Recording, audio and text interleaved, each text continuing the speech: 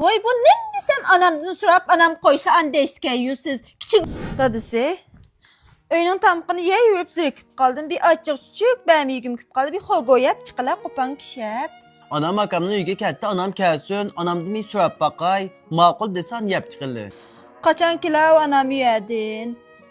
Anamның uyga chiqmag'ili bir ashkaychi ulab ketdi sizga. Ma chapanli kishingam hamisi anam bilan bir ko'rishib kishilar uyga chiqib.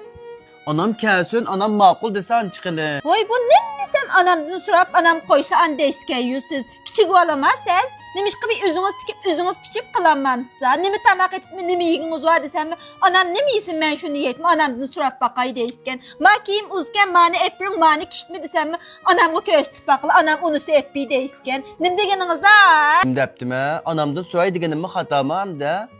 Men hata demegentimi tehi? Anıs degengeden gep degenin deytqınımı ba, demitqınımı ba, soraytqınımı ba, solmaytqınımı ba. Maxma men sizge aşınçilek dep qay. Hemme gepni dep boğulu olmaydı. Bazı teximde soquşap qalsaq ya takalışıp qalsaq bunu yugurup çıkıp dep bu siz. Anam gep qalsa bunu mankişip dep bu siz. Anam bunu dedi dep. Anda işkelen arası soqaqçılıq saman baxma siz. 4 yaşlıq balınız çilek bulan. Anda yumulaq tavuz olman. Anam her qanday gap bo'lsa manga balam. Her qanday ish bo'lsa mendan so'rab qiling deb ashunda depdi. Shuni deytmikan ayni anamga. Helemi sizden bunda qilishleringizga kallamdan ketmey kiyim kechaklerimni 10 kişi yugurumga qo'shib olsam butgan ay men. Voycan, ballarım herkes sizni doğurup qalmısun ay. Açığım bek keldi ya meninki. Nimanda oğuşalmaytqansa siz? Kevser'nin 21 gazlık ana suyunu bir içiya men. Biz hanım kızı bek yaktırıp içitimiz bu sunu bek içişlik.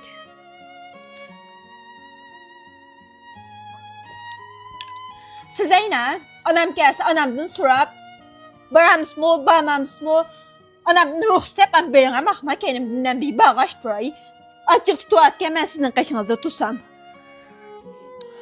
Voy to'xtanglar, mesela akamni uyga berib anamdan so'rab baqib ham birga chiqinglar, to'xtanglar. Voycan, çıkmasan mı çıkmagan bir bağmağına bakma sen. Bu açığımda gelimden bilmeme ötmeydi, keyfiyatını yaman buzdan sen. Anamla uyga çıkıp hep tonkin bir turp kişi ya men. Nuromni tinchlantirib.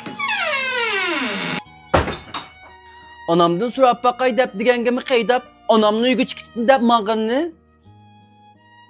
Ya men xato qilmasam,